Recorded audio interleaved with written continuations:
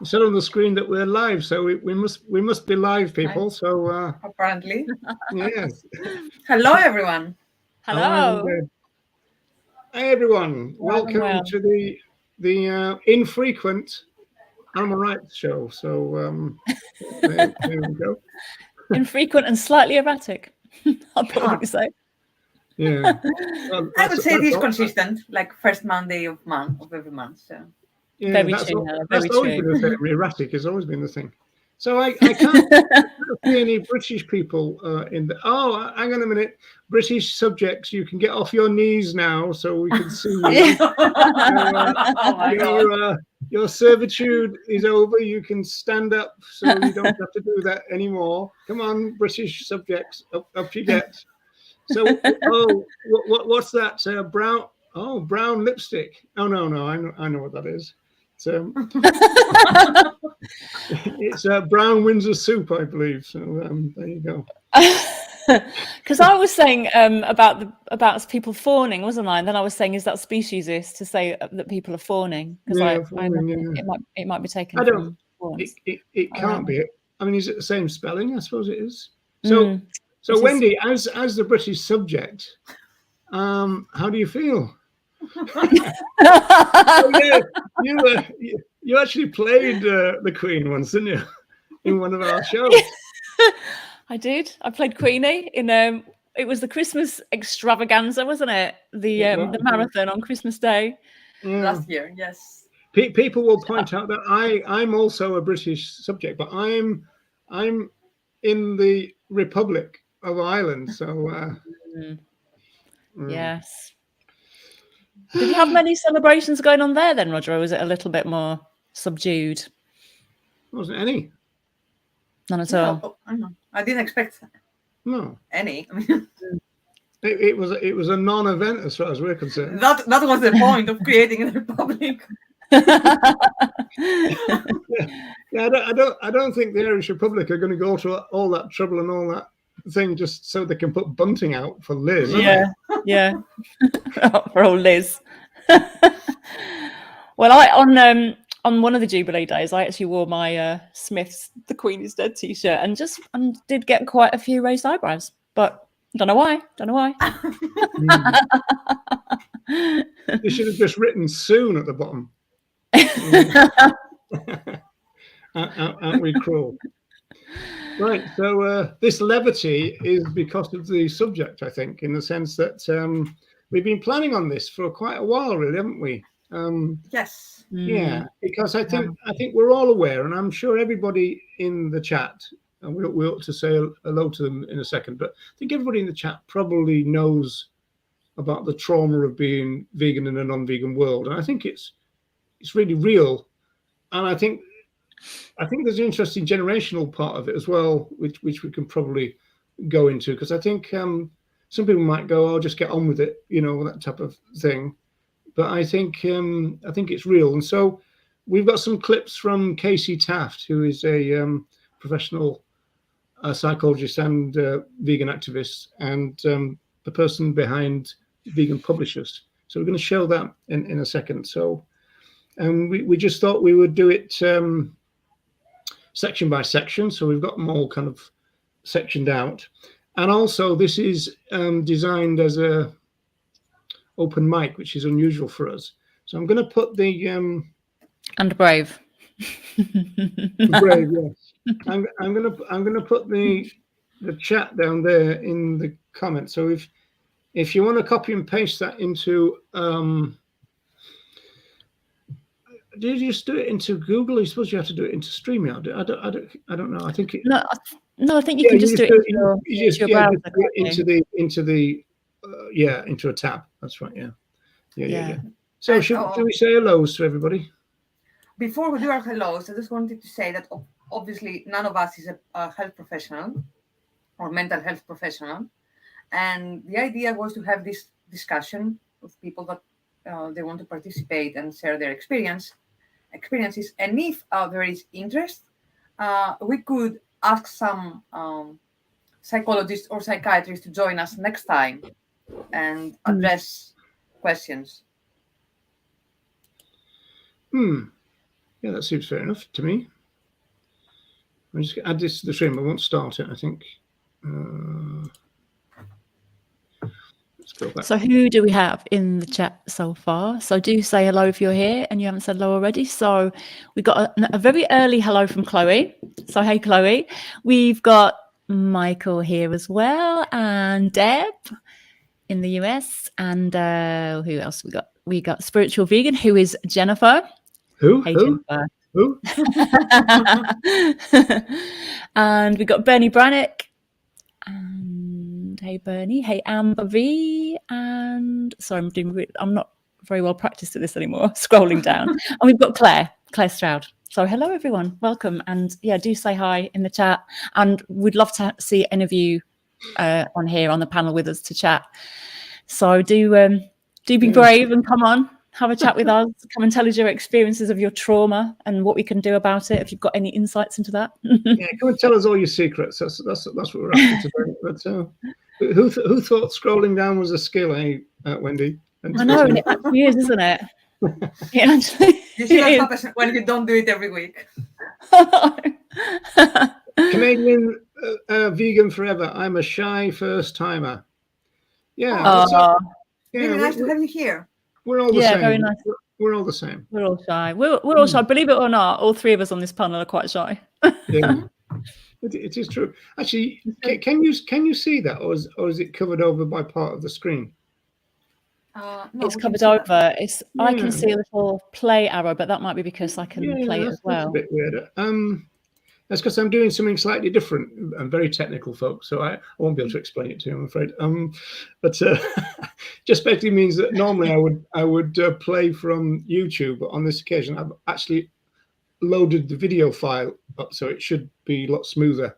But that's the reason why it's doing that. So sorry about that. Okay, so and Joanna just joined us as well. Hey, Joanna, nice to see you. Any shy second timers? I think I'll be able to discuss this. Yeah, well, I mean that's the idea, really. Again, we've got that thing. Yeah, sorry about that, folks. So your messages are a little bit covered over there, which is a bit of a drag. But anyway, we'll make a start, and if you get the urge to come on, but obviously any comments in the chat will be dealt with. And what I'll probably do is I'll probably drop this out so you can see the comments properly, Wendy and Nana, I think. So that's what we should do it. So should we make a start? The first one is really Casey Taft defining trauma.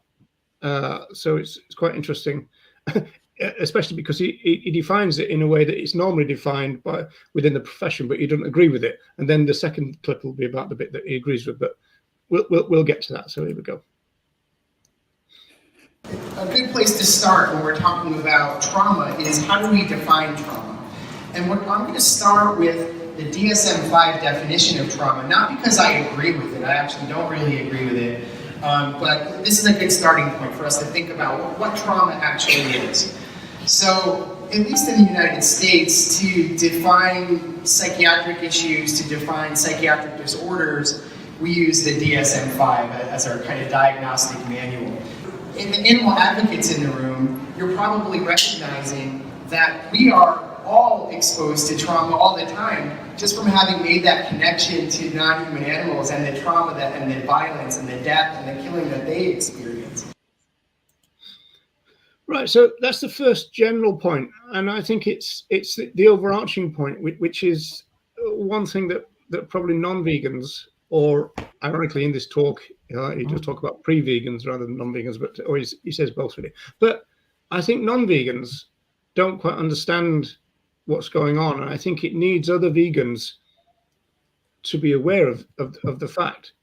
And like he says, it's just like everywhere for us, which is another point is going to say in a minute, and so I think for us to get our feelings over to non-vegans is very difficult.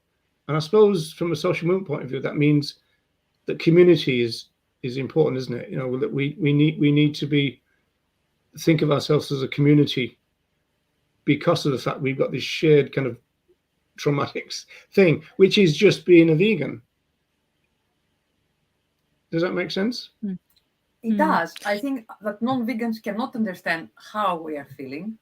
I'm fairly certain the only non-vegan that actually understands how it is for me to be around people that are consuming other animals or just going to the supermarket is my therapist. But he's trained to do so, to be empathetic. Otherwise, if they are sympathetic, even if they are sympathetic, they cannot really understand how this feels. Yeah. Yeah, because I remember talking to a friend about this who was a non-vegan, and she was kind of comparing me fighting for social justice for other animals to her being more in tune with fighting for issues with human children. And she's saying, oh, it's a similar thing. You're drawn to other animals and I'm drawn to children. We just have different things. And I said, yes, but imagine if I were perpetrating those injustices and violations on those children that you were fighting for, because that's what vegans face, is our friends, our family, our colleagues, our peers, our loved ones, our partners. They're the ones who are complicit in the violations and the violence, which is not true when you're, generally not true when you're fighting for other social justice movements. So it's a very different thing, isn't it? It's a different situation. Yeah, there's a marked difference because you're almost like, hello, I'm in the same room here, but I'm not doing those things that you're concerned about. What you're doing to the animals what concerns me, right? And so that's a real major disconnect between the two cases there. Okay, I'm going to move on then to the next one, because this again is a part of the opening, so it gets us kind of going, if you like. One reason why I really don't like this definition is because I think it's really limiting. It's focusing on exposure to death and physical violence. And actually there's a lot of evidence that psychological abuse and psychological trauma can be every bit as impactful as physical violence and physical abuse. Myself, this is the definition that I prefer. Trauma is an experience that produces psychological injury or pain. So let's talk a little bit about what are some of the common sources of trauma that we as animal advocates may be exposed to. First, childhood violence and abuse. I have really been struck at how just about every animal advocate friend I have has some past experience of trauma, often in childhood. And for many folks, I believe that these early exposures to violence and abuse is ultimately what led us to really feel passionately and even be rageful about injustice, right? And for many of us, early on in our lives, we kind of made that connection and we decided that we're going to do whatever we can to prevent needless violence and abuse to others, like the violence and abuse that we were exposed to ourselves. Right, a couple of issues there. I want to come back to what Casey says towards the end of that, but he starts off by saying he doesn't like the official definition because that's based on physical stuff, whereas he thinks that a lot of trauma and abuse is psychological, and I would agree with that. I think we would all agree with that, would we? Oh yes. Yeah. And then the bit at the end of that, which I found really interesting, is when he says that his own experience of being a kind of professional psychologist is that most of the animal advocates that he knows had some previous kind of event which made them empathetic and not wanting therefore then to do that.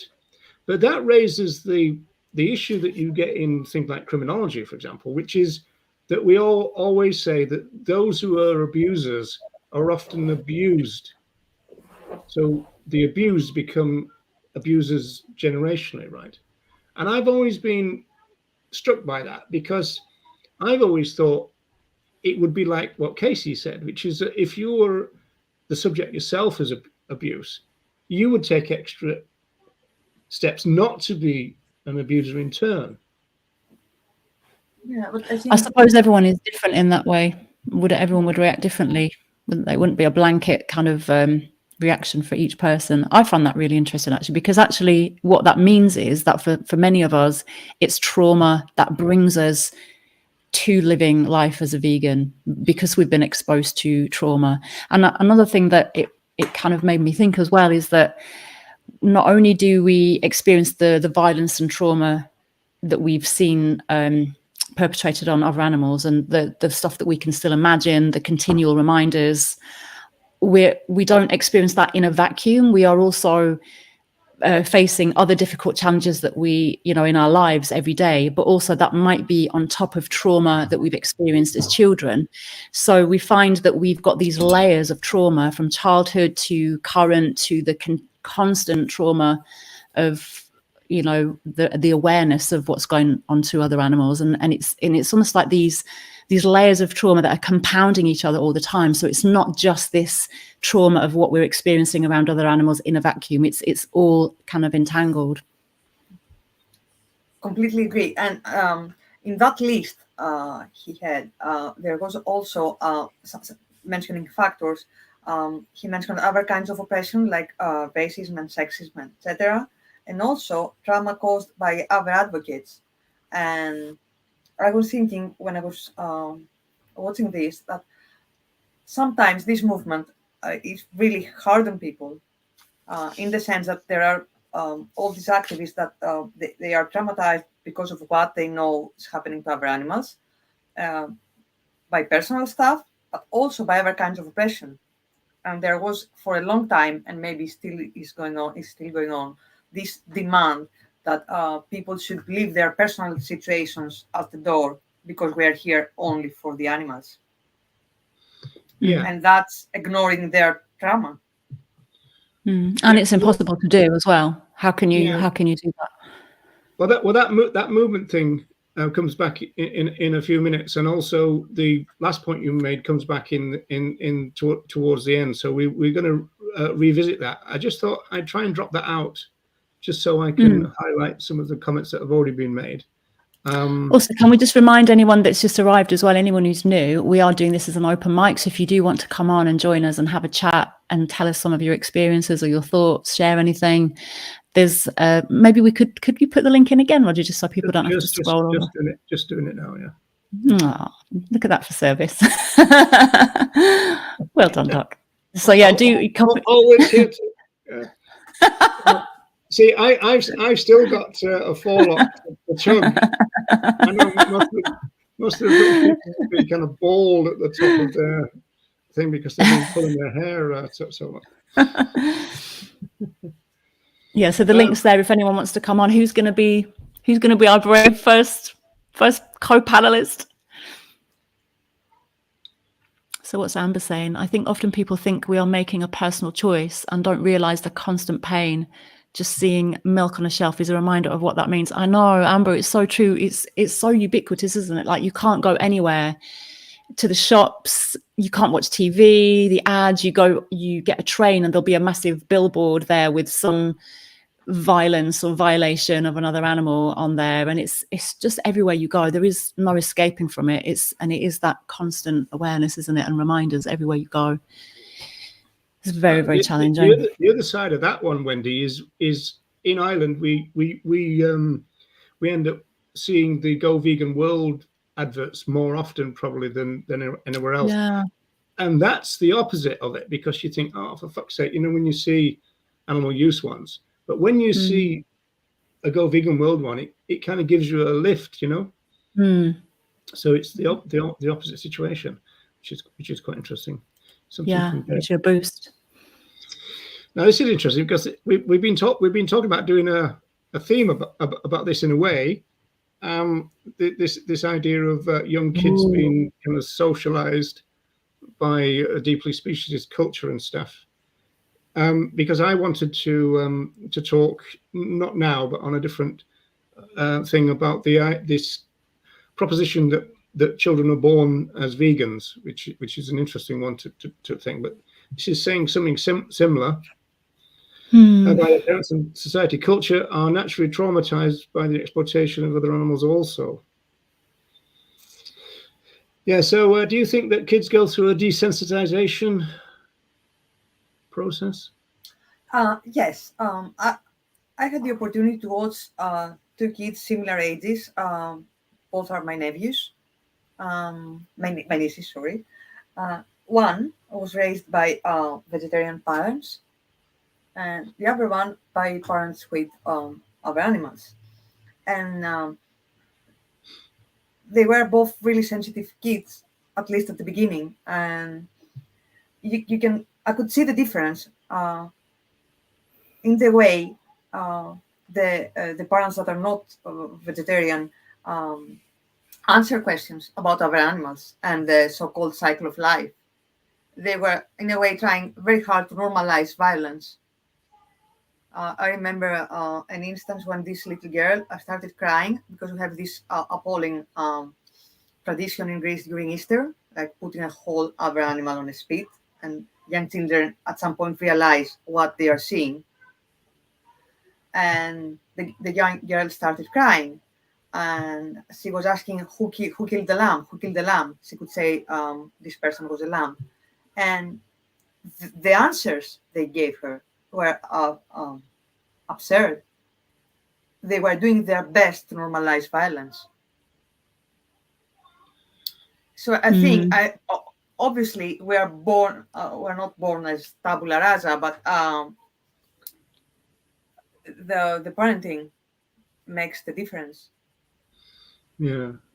Well, I mean, I think that's interesting. I mean, I think that when non-vegans get asked by their kids questions like that, I think their first thing is that I wish they hadn't asked that, because they don't know really how to do it, because they don't want to just say, I mean, they don't want to not answer. At the same time, I don't think often they have an answer at all. So I think from our point of view, their answer would be totally inadequate, mainly. No, the answer was the butcher killed the lamb. Lambs are here for us to eat them. All this nonsense. Yeah. And also, society really allows for that normalization, desensitization anyway, doesn't it? Because of the way everything is structured, and the way that the violence is hidden away. Because a child might be consuming, for example, milk stolen from cows, so-called dairy products, but they wouldn't realize that that was a product of violence, because it's so separated and no one would tell them that. So it's very hidden, very secretive. So it might never even come to light that there is violence in some of the things that children are given, and the things that they're experiencing. So it's so separated, isn't it? Yeah. One of my first interviews I did about 5 interviews with this Irish journalist called Jerry Kelly. And in the first one, I said that I don't think it's good for us psychologically and mentally for us to be metabolizing violence 3 times a day. And he said, do you really mean that? And I said, I think I do, yeah, because it's kind of, whether they know it or not, which is your point, Wendy, they are consuming in their own body a product of violence. And that becomes part of them.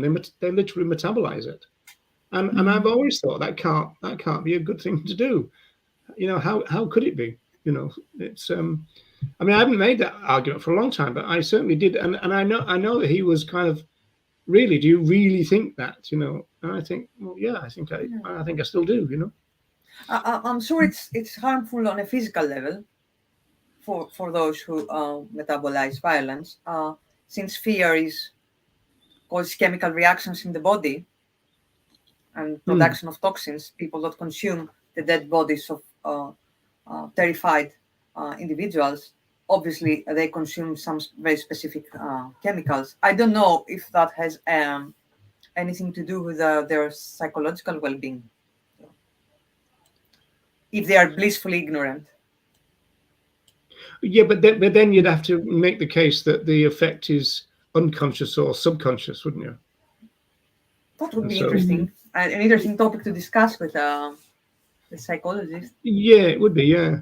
Well, I'm sure you know a couple by now. Yes. But it's interesting because babies, even in the womb, the fetus is experiencing life through the mother, experiencing the world through the mother, and that will be through the mother's body, for example. So will be through stress hormones. If the fetus is in a stressful or if the mother of the fetus is in a stressful environment, the fetus will pick up on that. And the research has shown that children in the womb are actually preparing for the environment that they're going to be born into. So those hormones do affect us, and we can be born a stressful child without even ever having lived in the world for a single minute, but through our mother and her experiences. So surely, yeah, if we are picking up on those hormones from, hormones of fear, cortisol, adrenaline that are in these products of violence, then that will be affecting us, surely. And we tend to separate psychological from physical effects, but actually we're one holistic, being, and the two are not separate. And so it must. I can't see how it wouldn't affect us, but yeah, I think it's good to hear someone. Yeah, I think it's a fair point. Michael. And then if you mention anything about violence towards other animals, you often get chastised and told to, as I was a couple of days ago, keep, and then this is the end. And this is something to myself. Yeah. What Michael mentions, it's interesting because I think we all have found ourselves in situations that we have said something about this kind of violence or decided not to say something. I've done both. And the thing is, when you say something, you're being told off and you have to deal with that. And sometimes the reactions are pretty violent. And if you don't, then you become, you start feeling guilty because you had an opportunity to say something and you didn't. And that starts playing in your head. That's my experience, at least. Feeling, that you're selling other animals or stuff like that. Here's one from Chloe, which is interesting. Do you think countries and populations of such countries that have experienced oppression are more likely to be on board with veganism? That's a difficult one, actually, isn't it? Yeah, controversially, that claim was made by a, let's just say, vegan influencer for now, about Israel.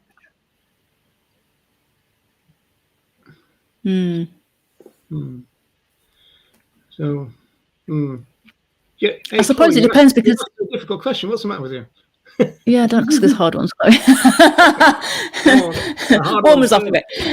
No, I suppose it's like we were saying in the beginning that individuals react differently to trauma. Some abusers become abusers, some abused become very empathetic and want to fight for social justice. So if that happens on an individual level, I suppose that would be different on a population or community and population level as well, wouldn't it? People would react differently to those things within that population.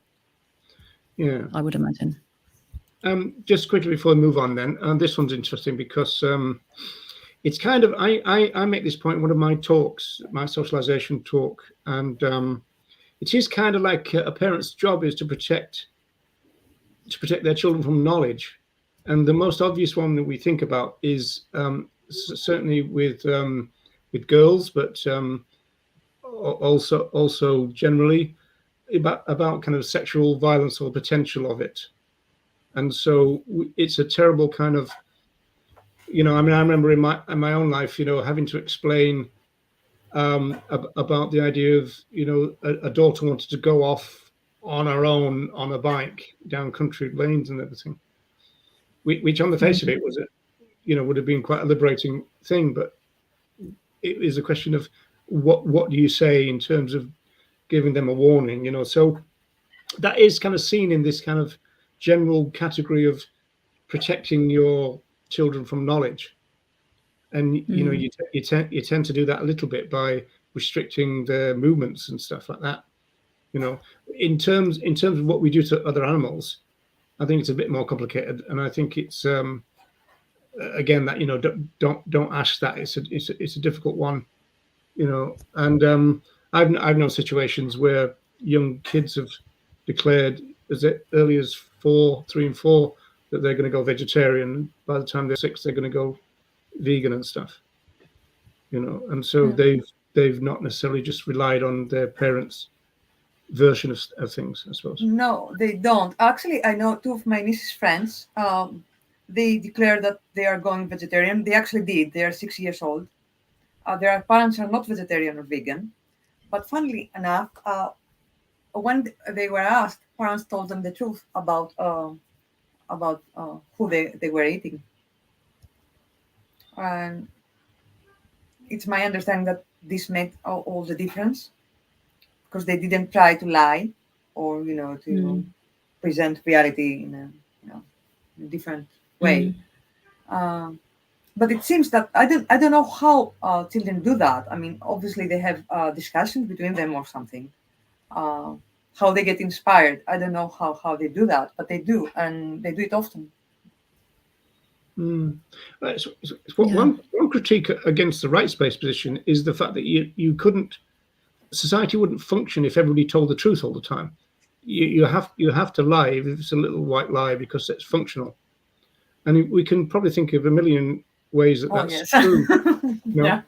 I remember as a kid, my auntie asked me if I liked her hat, and I said no. Thought it was horrible, I said. And I got really told off on the way back for being too sincere. Yeah, so you should have said yes, and I said, but I didn't. I said, yeah, but you should have said that for her feelings. I know, it's funny, isn't it? They teach you that you're told to be honest and tell the truth, and yet if you do tell the truth and it's not quite acceptable, then don't tell the truth in that situation. There's interesting, and I don't know if you want to move on, but there's Mazda Gob's here, by the way. Hi, Mazda Gob. And I think we've had another. Who else has joined us? Joanna joined us. Come on to PTSD as well, Mazda Gob. So don't worry about that. Yeah. So we are. Oh, so are we going to move on to that a little bit later then? Because that's interesting what Mazda's saying about the. That's a theme that's coming up. So let's move on. And this actually covers something that you've mentioned already and that we've kind of touched on already, but we'll go with it anyway. We're also exposed to violence experienced by non-human animals. So this is a given. And anywhere you look, when you're vegan, when you've made that connection to the harm we're doing to animals, everywhere you look, you're seeing violence and pain and death, right? You can't go to a grocery store without seeing dead bodies. You can't turn on the TV. You can't watch commercials without there being something about eating animals, etc. Everywhere you look, in all the children's books, there are common themes about animal exploitation that are being taught to our kids. So I really relate to that, and I'm sure everybody else will, because it is just everywhere. I mean, cultural speciesism, it's just everywhere. I've often said it's as though we're fishers, and cultural speciesism is the water. It's just absolutely everywhere, and you can't get away from it. You can't get away from it if you're a vegan, but if you're non-vegan, you can't even see it. It's like that, isn't it? The paradox there is incredible, isn't it? In the sense that, the thing that is really getting to you and is really causing loads of heartache, the people you're with are not even seeing it. And even if you point it out, they wouldn't see it, would they? No. They wouldn't do it. If they could see it, they wouldn't do it.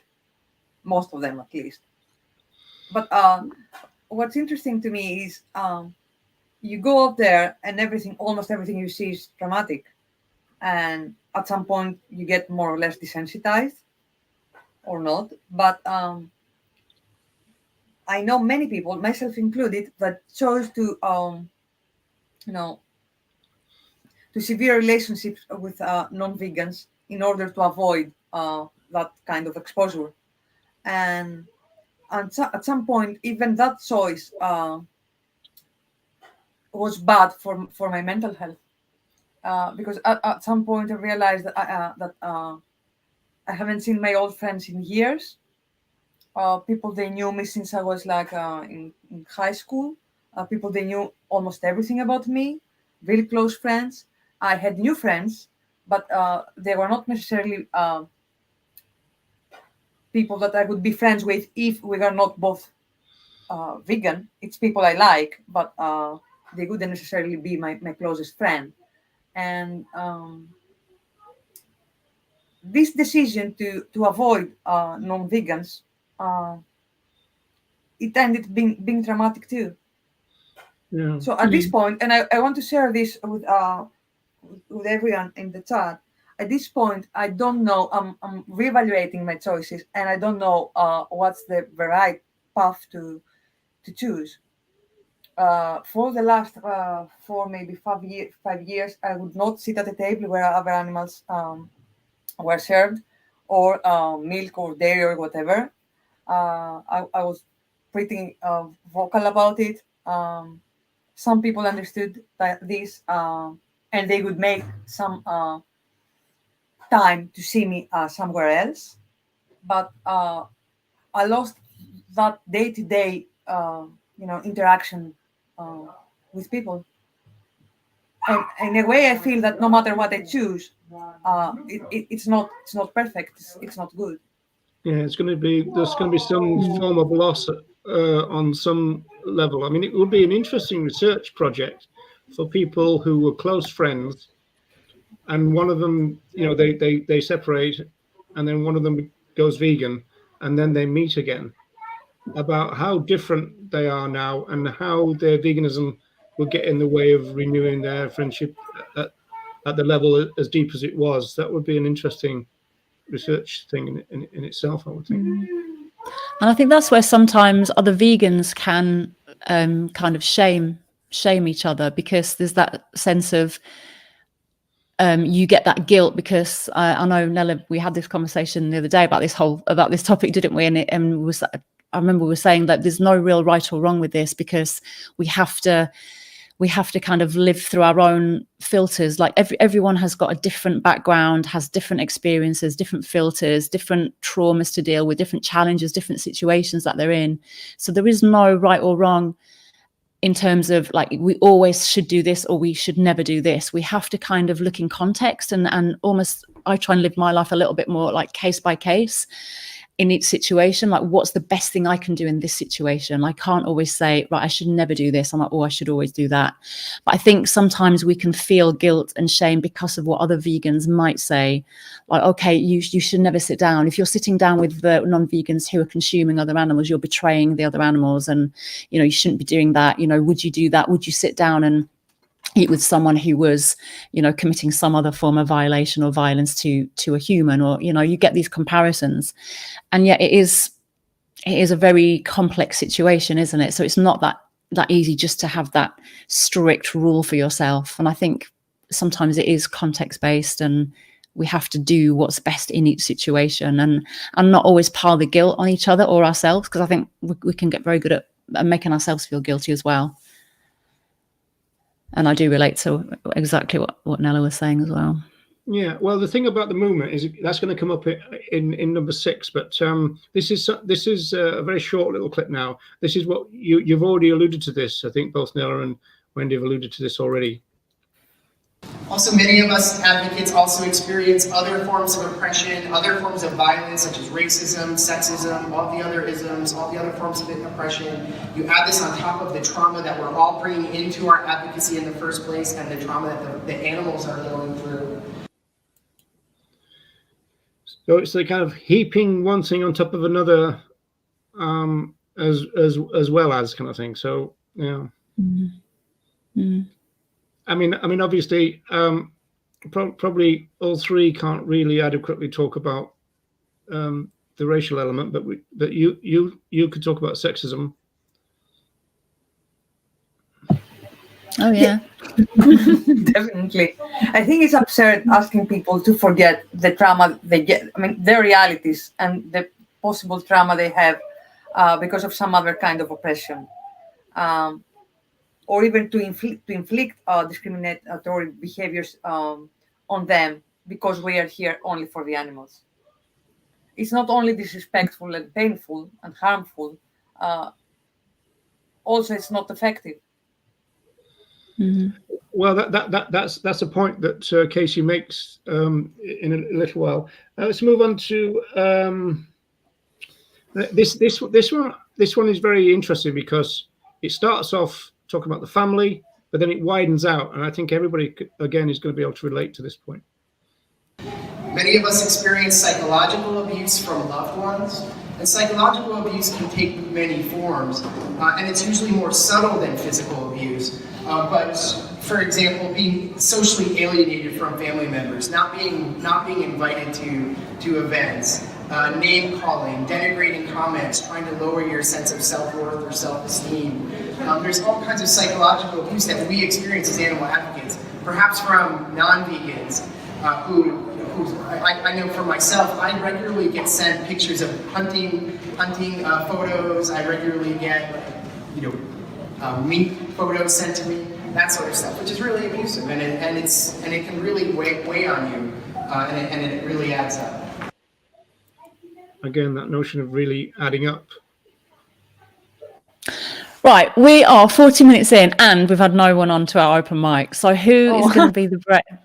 Is anyone going to come on and be brave? Come on, Benny. Oh, this is Wendy putting her foot down with a firm hand. My hands on hips pose means I'm serious. I'm in business.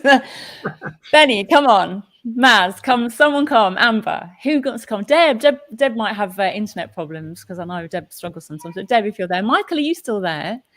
Someone come on. We could maybe put the link in again, Roger, just in case. I'll just see someone. I mean, we've got to accept that people might not want to, but I mean, well, they might not want to. Continue to make points in the chat, because we will go back and have a look at them.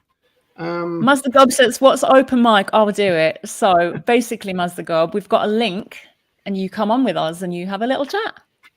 I do, yeah. Come on, Maz. Let's see how gobby you actually are. Let's have a microphone.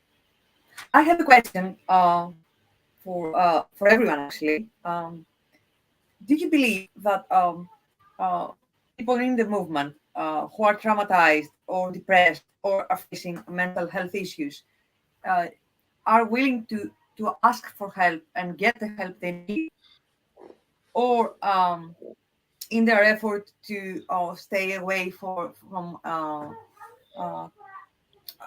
medication, for example? Yeah, I think Corrie is at the posted something or shared something on that. This is Corrie Lee Wren, folks, about the fact that it's almost like seen as a form of weakness or something, and you're letting the animals down, and so there's a bit of a pejorative of kind of, this is not about you, it's about them type. There's a lot of that going on in the movement, which again we'll probably address in the next section. Going back to what Casey just said, it really struck me when he was saying that this thing about sending pictures and stuff like that, it's not just them having a laugh, it's actually psychological abuse that is what's going on, and we should think of it, even though they might not transmit it as that and we might not receive it as that, the psychologists are saying that's what's going on. And it made me think about, I'm always banging on about my TikTok experiments and all this, and you get a load and load and load of people, and I'm sure, sociology of humor, if you call them out, they go, "Oh, I was only joking," and all that. But in terms of the actual effects of this, is what Casey's saying, is this is actually abusive. It's not that just them making a point; they're not making an argument. Nobody's making an argument when they send you a picture of a piece of dead other animal, right? They're not doing that. It's a really strong abusive thing. And he starts off by saying about the family, and of course, lots and lots of vegans have made videos, including myself, about the difficulty of talking to your family. And I think it's one of the things that are a real problem for new vegans, because they end up getting loads and loads of crap. Right, so we've got our first victim, waiting in the green room. So, hey, hello, Mazda Gob. Nice to put a face to a name. Hey, there you go. Sure.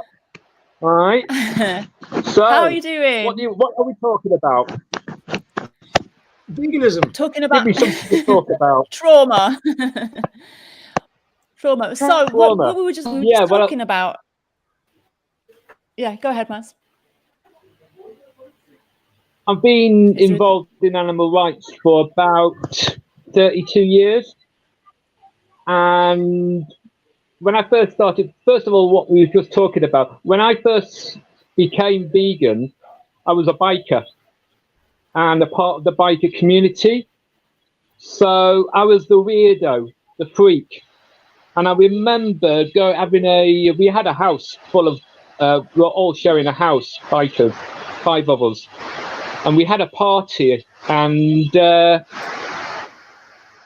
were barbecuing chicken. And they put chicken legs all around me. And then fell about laughing, thinking that was really funny. And I just looked at them and I just thought, you're all bloody idiots. You know, what does it matter? It's just, you know, this is my diet. I'm not affecting you. So why is this the butt of the joke? You know, why is this so funny? And then I left and got more involved in the company. It's not a question that you're not affecting them. You know, I mean, what you describe as your diet has got a philosophy behind it, and people know that, and so it is affecting them because they see it as a critique. That's what I found out later as becoming a part of the animal rights movement. I moved to the West Midlands, became a SAB, got involved in the punk scene, and basically it all went downhill after that. So having learned that, I realised that was anger from them because I was rubbing it in their face, this guilt that everybody has. I believe that every single person that eats meat has some kind of guilt in the back of their head, in their subconscious. And the abuse that we get from meat eaters is because we're going, reminding that guilt, opening that guilt up, you know, and getting that feeling coming up that, you know, or they think they're better than me because they're vegan and blah, blah, blah, blah. It's all going on in the meat eaters' head. There is this constant narrative, isn't there, in society that vegans are, as you already mentioned the word, weird, we're the outsiders, we're unpopular, we're self-righteous, we're living boring, fun-free lives. And it's like a continual narrative that you see in the news or in jokes, in like cultural... it's a very cultural narrative, isn't it? And it almost, I wonder, you know, vegans who are exposed to this continual mockery and ridicule and you know, what's the other word I'm looking for? Humiliation. I wonder if this also perpetuates the trauma that we kind of live with, because, you know, we're programmed and wired to seek connect. Look who's here, everyone! It's Brian. He hasn't been on for ages. Hey, Brian. Yeah, we're kind of programmed and wired to seek connection and to belong. Like, it's important to us as humans to belong and to fit in. And yet, if we're constantly told we're outsiders, we're weird, we don't fit in, we don't belong, I wonder if that does kind of really exacerbate our psychological trauma continually every day of our lives. I don't know how you feel about that, Maz, or whether you just went, no, I'm going to just go and be a sub and get on with it. Well, I joined a family, didn't I? I joined a family that was the animal rights movement in the 90s, late 80s, early 90s. So I had more than I did of what I left, if you understand what I mean. I gained. I didn't lose. I gained and felt the strength of that, being part of a family, being part of a movement. We were invincible. You know, we could just go and people would basically crap themselves because they thought we were the ALF. You know, ALF doesn't exist, but they thought we were. And, you know, we had that power. We had that, we are, you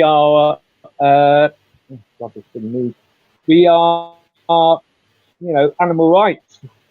All these people around me were the same as me. And that's what I was looking for, and I got it. Yeah, I think ironically, in the age before the internet, there was more of a community feeling in the movement. I think that could have been. Well, there's a few things. First of all, the way that the movement was structured, and we would meet people personally a lot more, and on things like regional events and then national events and everything. And also politically, the people were much more alike, and those issues have changed now. So you don't necessarily meet other vegans who necessarily have the same politics underlying their veganism, which is what I was used to, and I've learned over the years that that's not the case anymore. Well, yeah, veganism was punk. If you went to the back of the Sabban, it was everybody there was anarchists and punk, and that's how you got taught about all these different things: sexism, homophobia, racism, etc., etc. It was all at the back of the Sabban, with the same kind of people teaching you all these things and reconditioning you from all the crap that you'd learned as a teenager and a child. There would have been a couple of people at the back singing Donovan songs, don't forget. So oh yeah. There is that. Let's move on to the movement thing, because I'm sure we're all going to have something to say about this. Also, psychological abuse from other advocates. And this is something that is unfortunately all too common in the animal advocacy world, where you get a lot of bullying online, you get advocates trying to undercut other advocates, you get advocates trying to kind of turn people against other people, a lot of shaming, a lot of really harmful behaviors goes on in animal advocacy. Right. No, really? Does that happen? You think, huh? Well, I mean, I got a couple of things to say, but you go ahead, everyone, instead, before. I couldn't quite understand here what you were saying on this tablet I'm on. What was the gist? What was the general thing that you were coming across with? There's quite a lot of abuse within the movement. People criticising other advocates, and to the extent of shaming them or trying to get people to be opposed to them, being opposed to them themselves and getting others to be opposed to them. So it's kind of like there's quite a lot of division, I suppose, is what ultimately he was trying to say. That seems to have. Yeah, you go. No, sorry, Maz. Oh, I'm just going to say, I think that's definitely grown with the growth of social media, much more so. I think it's the way our communication has changed, and therefore that toxic communication happens, I think, mostly online. I think when people are face to face, it's a lot harder to hate close up. But when you're behind a computer screen, behind a keyboard, it's really easy to kind of let out your emotions, to vent your anger, to just be anonymous and just to let things out. And that person isn't a real person, almost. You can almost really disconnect from that person at the other side of the screen. Whereas in person, I think that's less likely. You might have disagreements, but you deal with it differently, I think, face to face. Don't know if you agree with that, Maz. Oh, absolutely. Absolutely. But again, you have fallouts in every family. Every family has rows and fallouts, but we never had that sniping. And if you did, you and that person face to face. There was one person when I joined the SAB group for the first time. I think the problem was that we were very similar, and I just got his back up and he picked on me, and I took it for about 6 weeks, and then I just exploded and basically gave him a verbal back and said, "Any time, mate," and that was sorted. But that was face to face. On nowadays, it's all internet and it's all sniping and smeared and hearsay and all this, and that is very, very dangerous. I feel, for the movement. I think that's very dangerous. Somebody can say something, accuse somebody of something, and everybody believes it instantly, straight away. Just want to say hi to Jonah and Joe, who've joined us as well. By the way, you are welcome to come on screen with us and share your experiences. We just need the StreamYard link, which is somewhere in the in the list, unless Roger might kindly put it there again. If you're you're welcome to come on, anyone. This is open mic, so Maz is here. He's joined us and he's sharing some great insights from the SABs as well. But so it's like you said there, Maz. I think if you can deal with something there and then in the moment, it doesn't then fester. You kind of get it out in the open, you deal with it, and then it's gone, and it's like you can move on. Whereas things fester and become very insidious, don't they, online, I think. Well, but online, it's not that it just festers. You can basically accuse somebody of something, and instantly that goes around the internet, and everybody thinks you're guilty. As an anarchist, I believe that it's really, really dangerous to do stuff like that. So you're innocent until proven guilty to me. I want to know the facts. If somebody is a rapist, then we'll deal with it and we'll sort it out, you know. But to point a finger at somebody and say, oh, he's a rapist, without the proof, without the facts from the people involved, etc., I think is very dangerous. And I've seen that happen in Brighton. But luckily, it went the other way, and the sisters got involved and basically took charge and dealt with it in a really positive, admirable way. You know, it wasn't just to be on the internet. Yeah, well, there's been a few instances when that, you know, accusations have been made, and then you've got counter accusations quite often. So, you know, I remember allegations made within the SABs back in the 80s, and again, most people then would probably describe themselves as anarchists.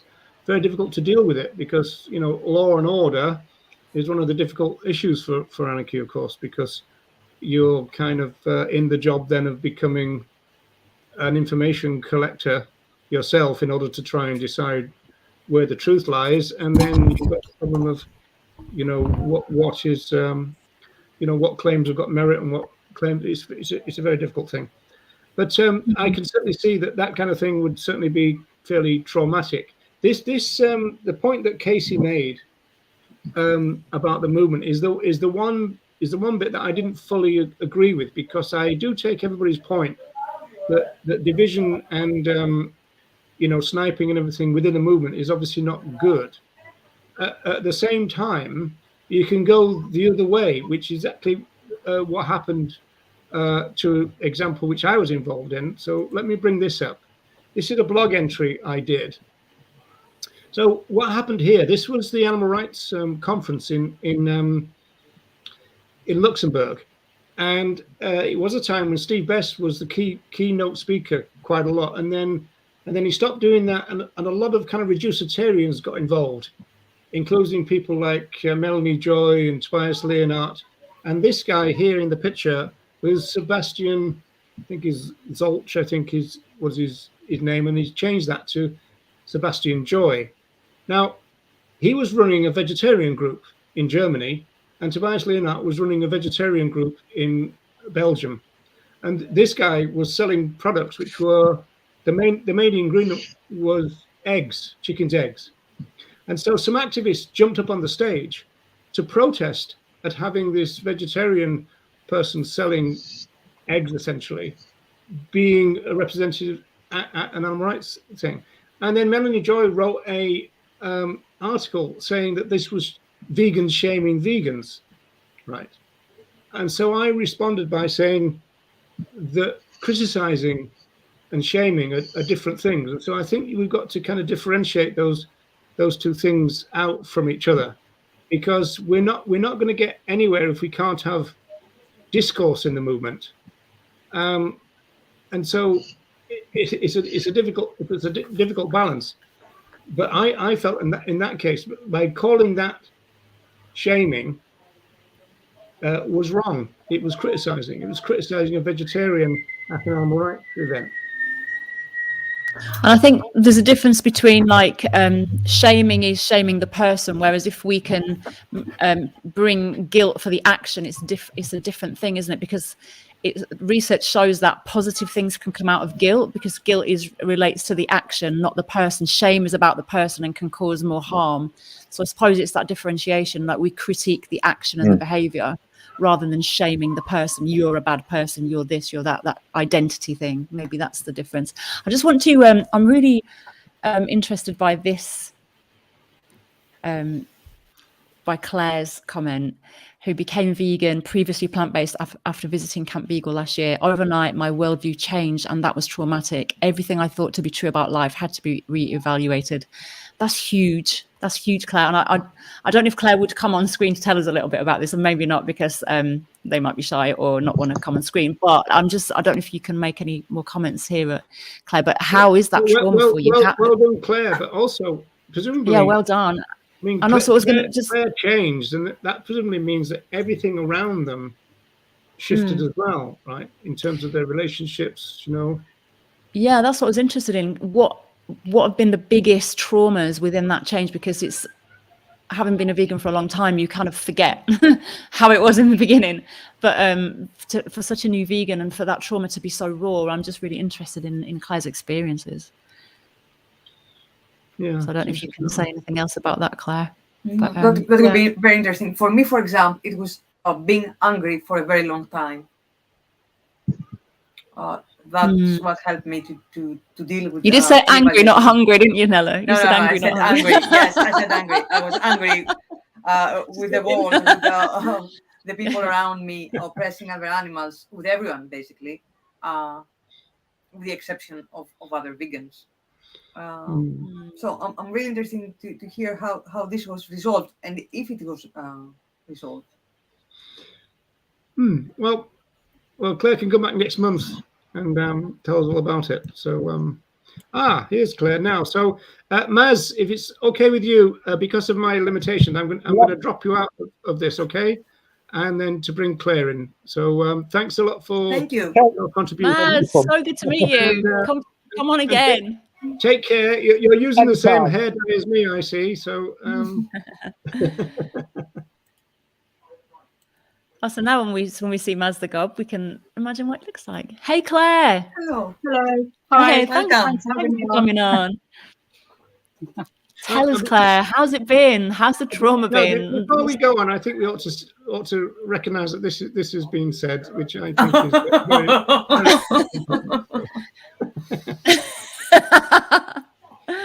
So, Claire, tell us your story. Yeah, so I went to Camp Beagle last July, and I stayed over. And in August, I actually saw the puppy vans leave. And it was at that point, and especially like seeing the police as well, and, you know, the whole system, it was at that point I awakened that there was something wrong. And it was more than just not eating meat, but about vivisection and how it's allowed, you know, the government, you know, that is the whole system is set up for this animal abuse. Yeah, it was just the most awful thing. I think I cried for about 7 weeks.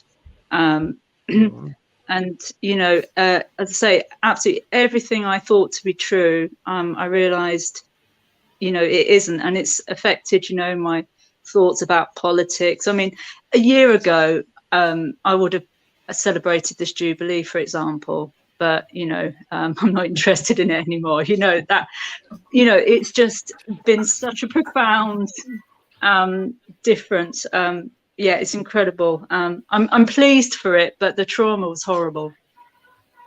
Yeah. How did this affect your relationship with your friends, family, significant others?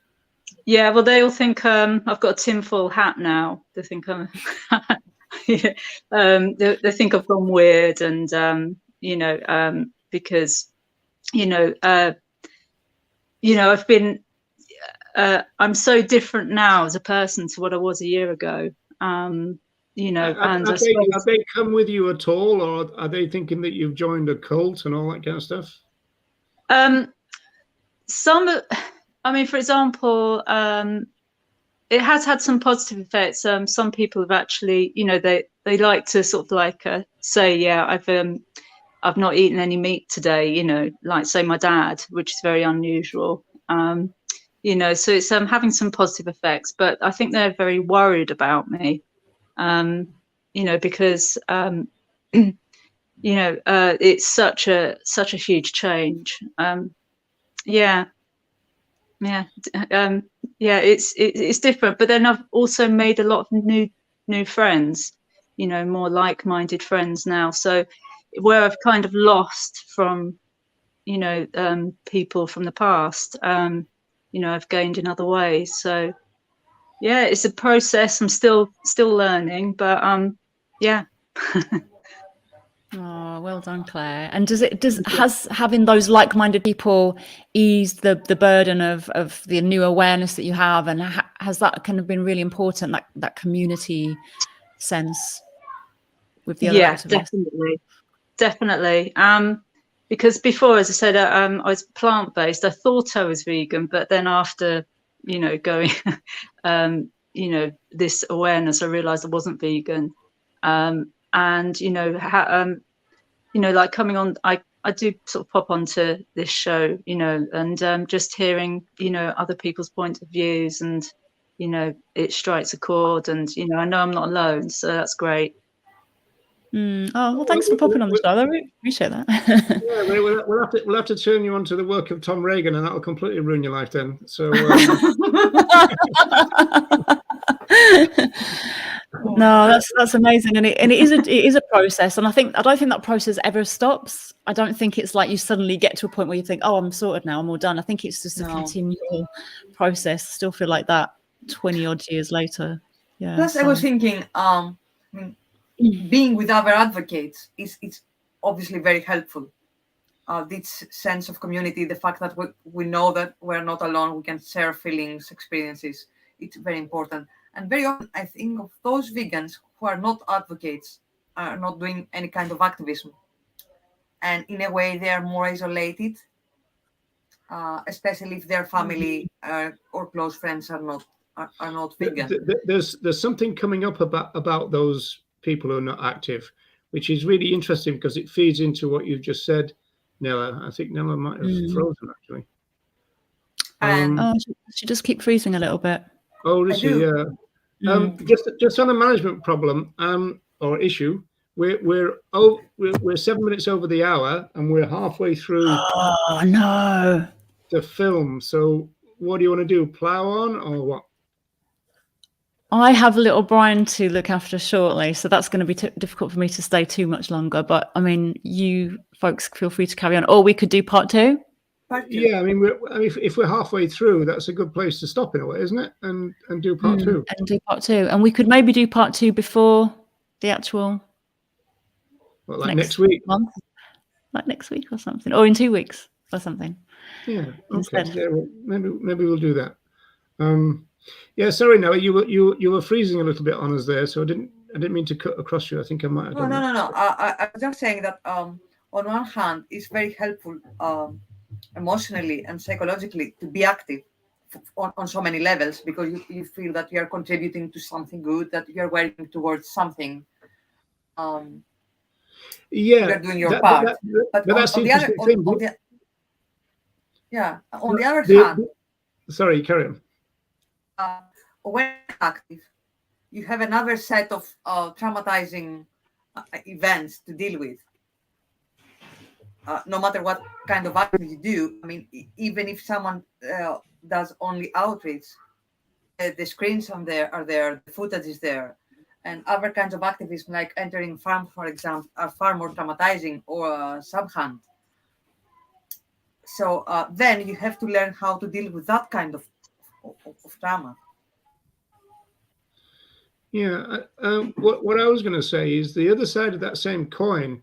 Casey says later, which we'll now have to deal with in a week or 2 weeks' time, is that a lot of people avoid knowing any more about animal use, for example, because it traumatizes them, and so their own trauma is keeping them away from being active.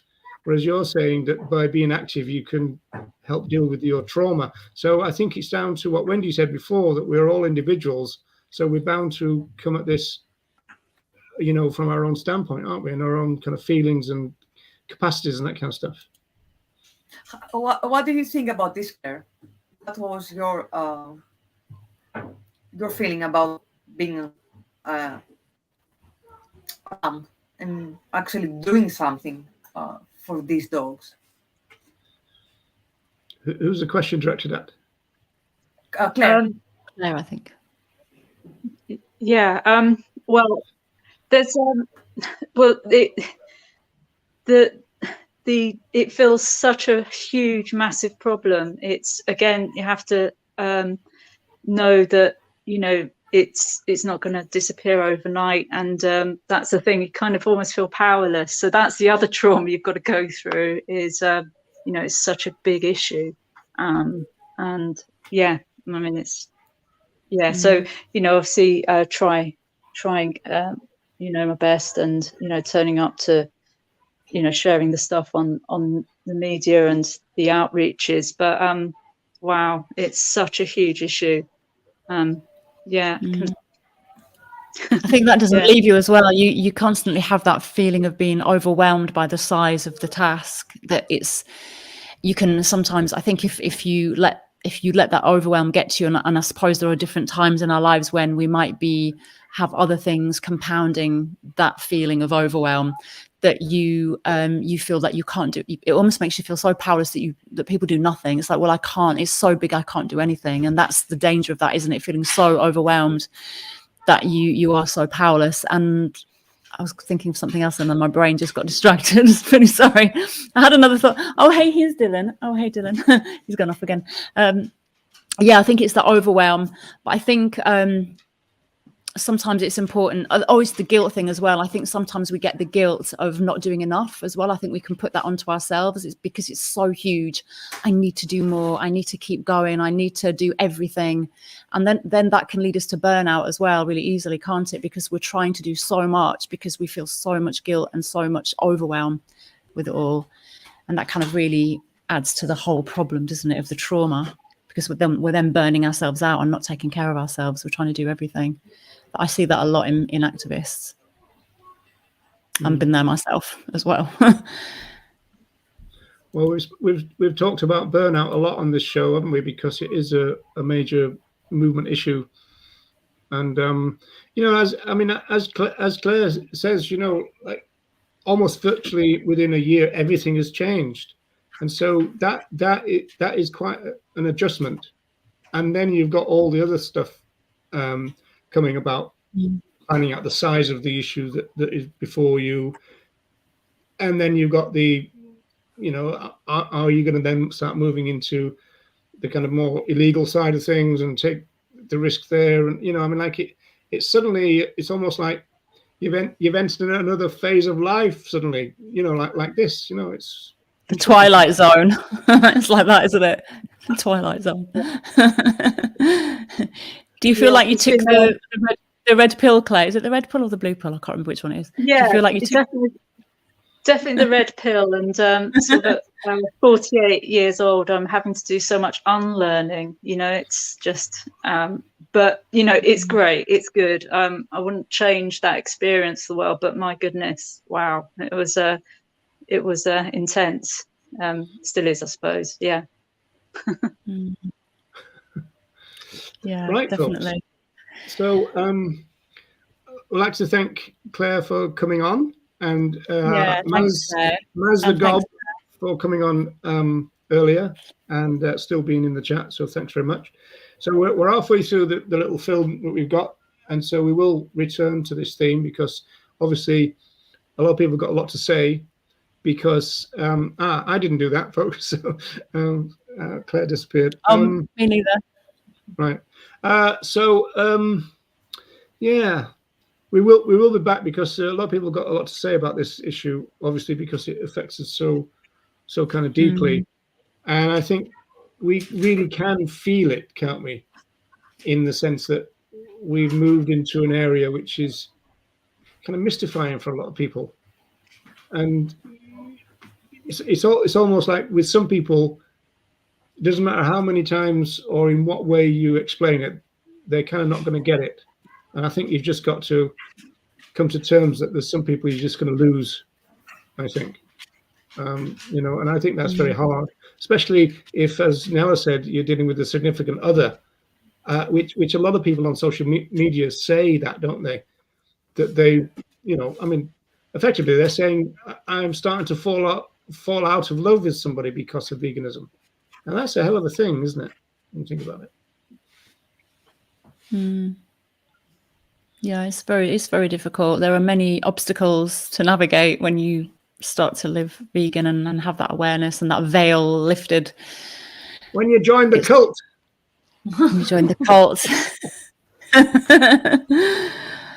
Yeah, and I just tune in to part 2, which we shall inform you of as soon as we've got it all sorted out. And Deb's excited. Part 2. Thanks, Deb. Just got used to doing it once a month, so now we're going to change it again. So we've got to keep them on their toes, Roger. We've got to keep them on their toes. keeping ourselves on our toes, I think.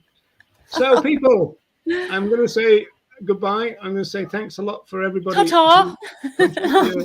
Yes, you can. The British subjects, you can get back on your knees now. So. Oh my God. Goodbye from the Republic of Ireland.